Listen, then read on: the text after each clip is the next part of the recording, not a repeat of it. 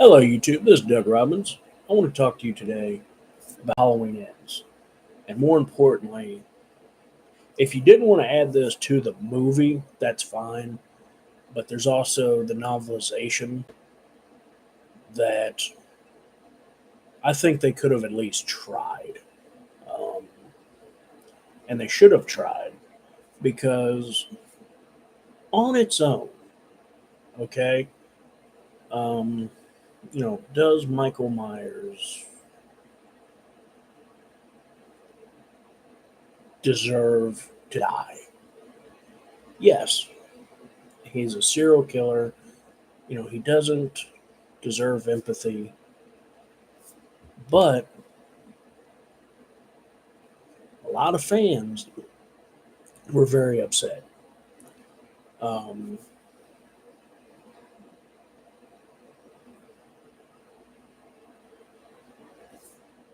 and rightfully so, because they signed up for a Halloween film. And again, they did. A lot of people said, well, it was a dumpster fire. And it really wasn't. Um,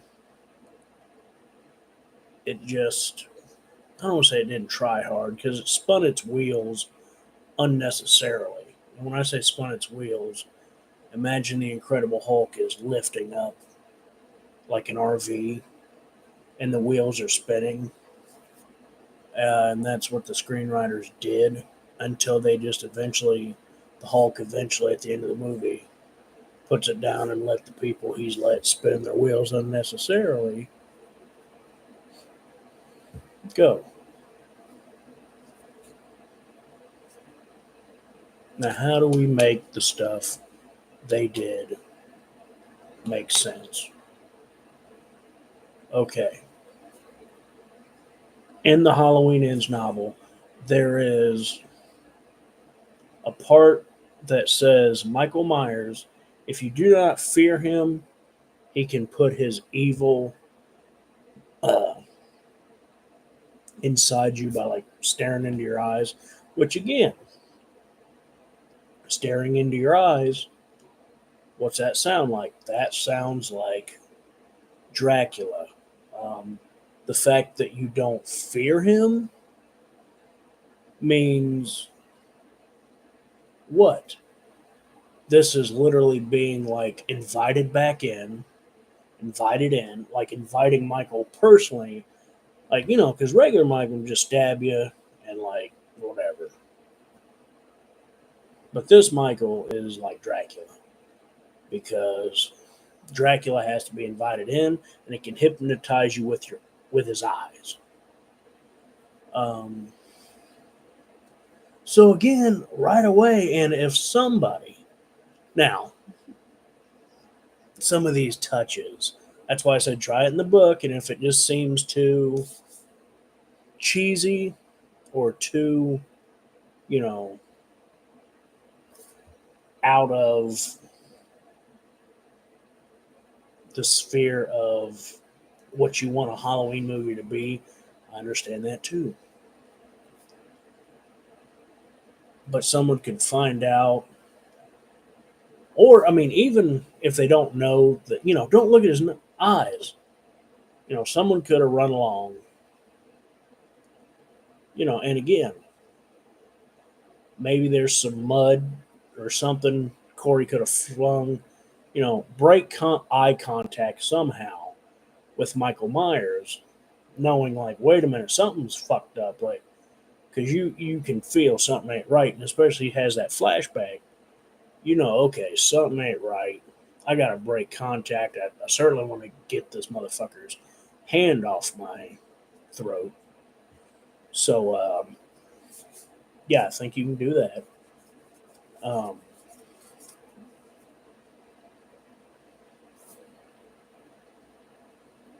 but if you do not fear Michael Myers in this novel, he has a way of mentally looking in your eyes and projecting his evil into you. Now, I think you could mix that with the Halloween 5 angle of when Jamie touched his hand, okay? Uh, and she became possessed. at the end of part 4 and uh, telepathically linked to him. And again, you know, shouldn't be telepathically linked necessarily, but like in the Halloween novel, you know, he does this to a little girl and she winds up killing her dad. Um, if you do not fear him, you know,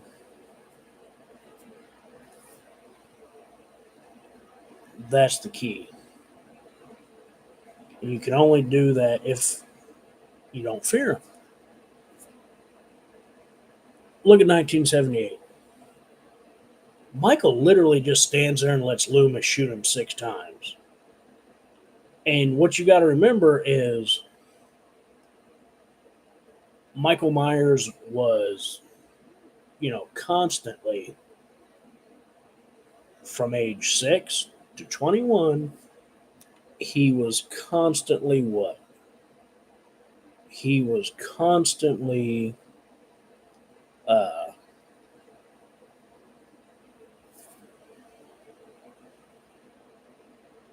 under either Loomis's supervision, the doctors, the nurses, and he pretended to be catatonic. Like he didn't move, he didn't blink, didn't even, he didn't cry, didn't even move. As Loomis said, he didn't do all that stuff. So again, to me, that's a parallel. That when Michael just stood there and kept taking it, you know what I mean? Kept taking it till number one, you could either say he was missed and he hurled himself just in congruence to getting shot because he knew he would survive. That's the key. Or he really did take the 6 slugs and was knocked off the balcony. Uh, but the fact is, Michael knew he could survive. So I think if you add another wrinkle, Michael can will himself to die. Michael can will himself to do certain things, mainly die, um, or live as long as he wants. Um,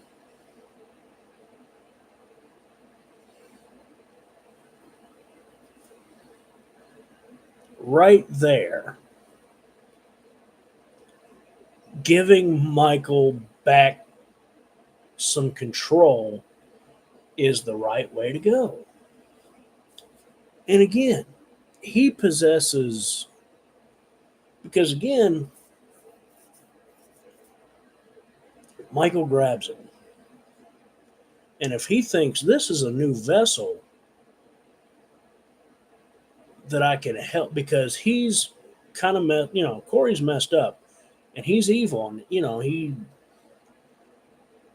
doesn't really fear me, or because there's also a susceptible mind. And they talk about this guy named Carl that killed himself, that killed a bunch of people. They killed himself after going near Michael's cell. And to me, I think the fear, they don't. If they don't fear you, they can put Michael can put his evil into you. But another caveat that I would personally add, uh,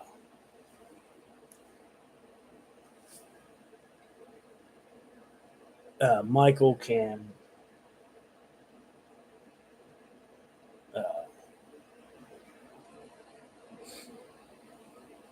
like, if you are psychotic like that blatantly evil, it's not only easier for you to be possessed, but stay possessed. And Michael can really take over because that means you have such incredible darkness inside of you. Because what I want to pair it with is Halloween 5. Now, this is a fan novel, folks. And Jake Martin, that guy got in a lot of trouble for publishing it to Amazon KDP. But thanks to the Slasher Librarian, I've been able to hear some of it. And I like that they explained, possibly because she hasn't broken it yet, but this makes sense. It's like this little girl, Jamie, still has some light in her. And again,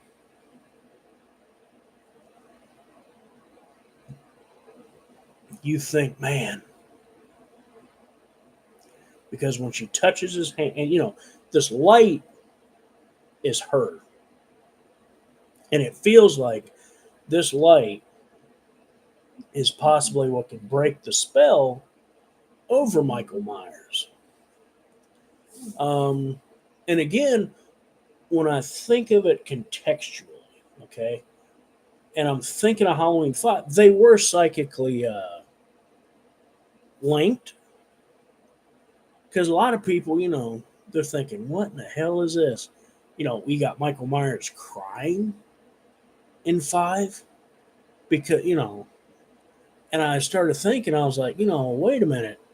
If they were psychically linked, some bond, like either he can feel her pain or he finally is getting a touch of humanity. Because remember, this is a thing that at least from 6 years old, probably from birth, but like they said, he was a normal little boy. And it was one of the comic books, they said the little boy even sang in the choir and shit. So he was just a normal kid up until this happened. So from at least 6 through, the rest of his life, Michael Myers doesn't have sympathy, doesn't have compassion. So again, it's like this is something you could play with. And the only people to really give Corey any compassion in the town of Haddonfield were Allison and Laurie Strode.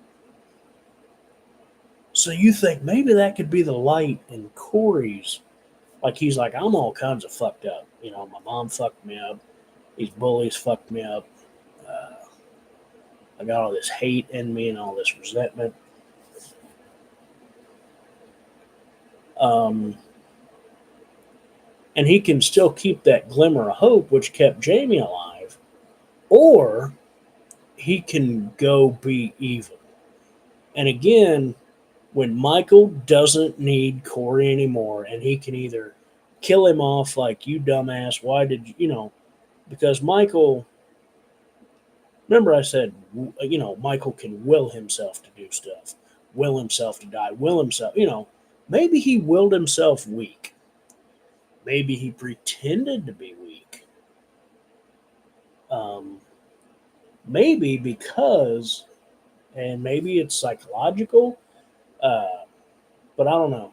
I like the idea of Michael kind of willed himself weak because he lost the desire. So if you buy the premise like David Gordon Green said, where Michael is sitting there, going off to die like an animal, but it's more he's willing himself to die and get weaker and all this. Um, and then he gets to kill, Doug Mulaney, the cop, because when they say in the book, like he's snapping back into the shape he used to be, right there, he doesn't need Corey. And the only, or he, he's like, okay, you're going to tell me where Laurie is, you're going to tell me where Allison is, and then I can go get them, and then I can either, I can kill you in front of them, and that'll make them hate and resent me, and maybe I can finally uh,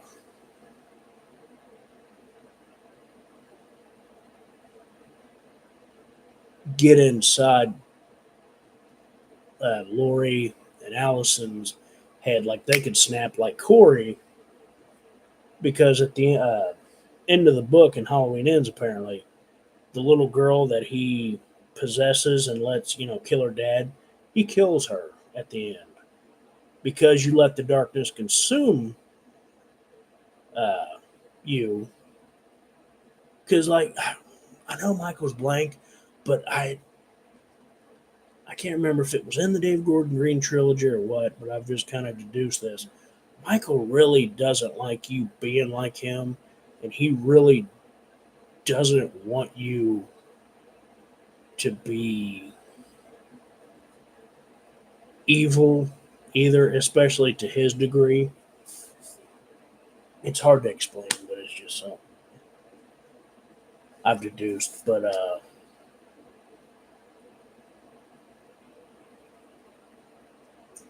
because in the movie, yes, he does kill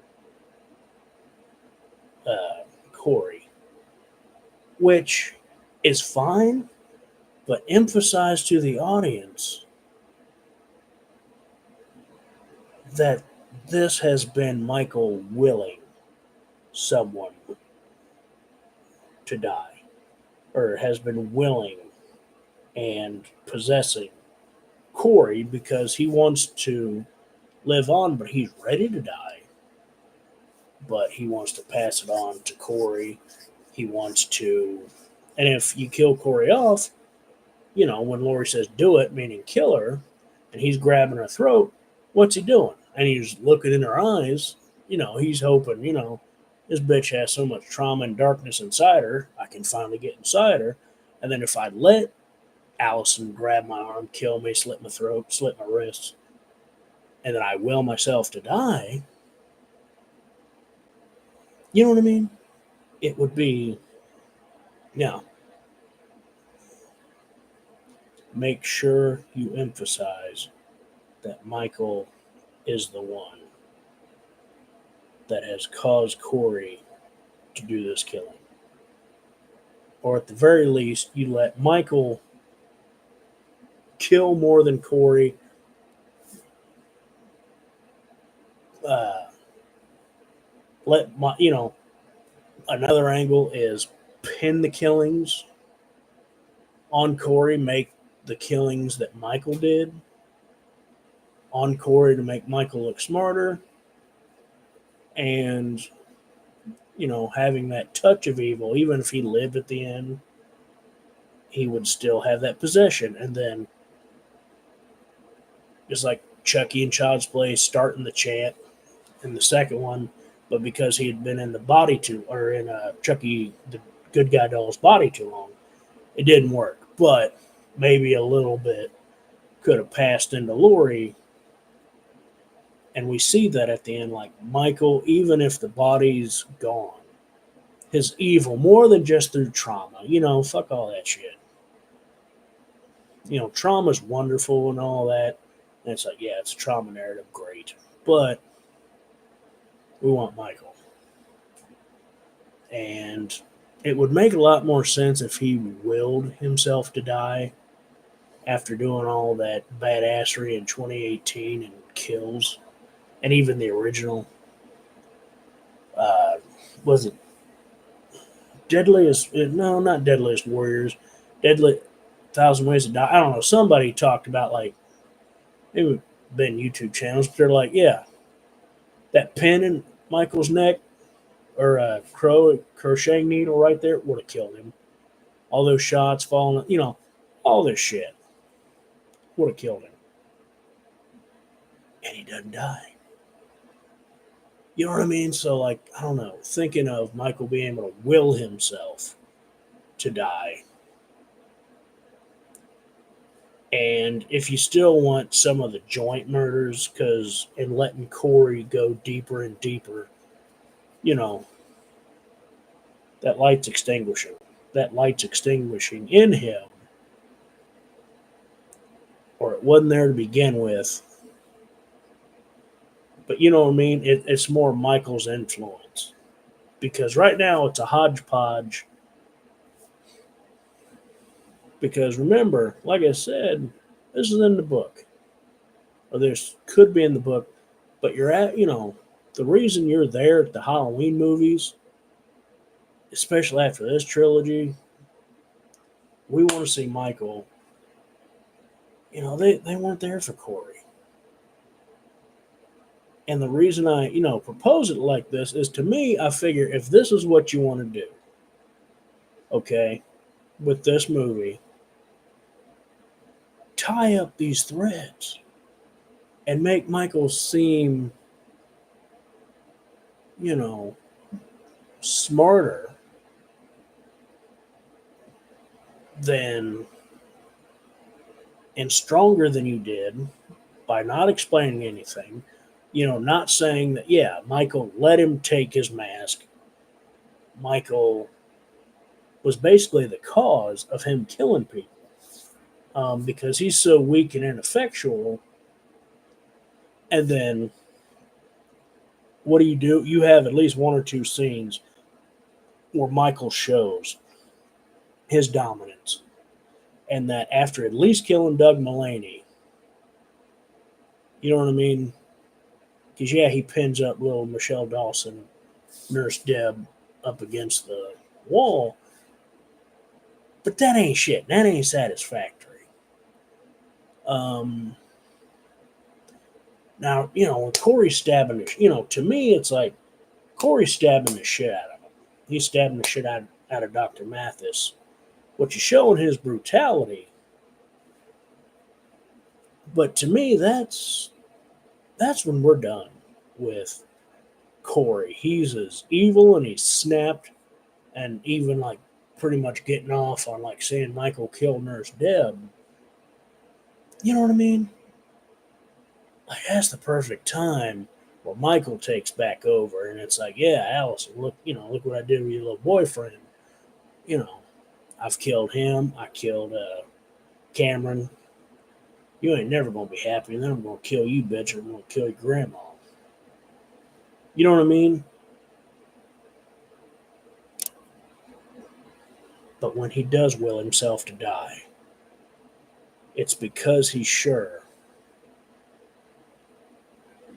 that his spirit or his evil, I mean actual evil, not if you think that he can project his evil into people's minds, that he will live on. And Omen for the son of a bitch, because the end of the Omen 3, what happened? Uh,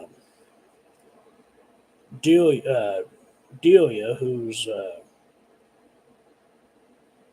the little girl in part 4, is conceived in part 3 because Damien has sex with that woman. And then that woman later on with the knives and Megiddo, one of them, because there's 7, stabs him in the back. He gets cocky with God, calls him the Nazarene, says you won nothing. Then he dies, and then God standing over him, or floating over him, because he's ethereal. And, well, Corey and Allison had sex in this movie. So right away, what's that say? Michael's sure that he can live on. Well, guess what? You got Allison pregnant in the end of that one, or it's a possibility. Michael can live on and we can start this shit anew. Thanks for watching. Have yourselves a great day.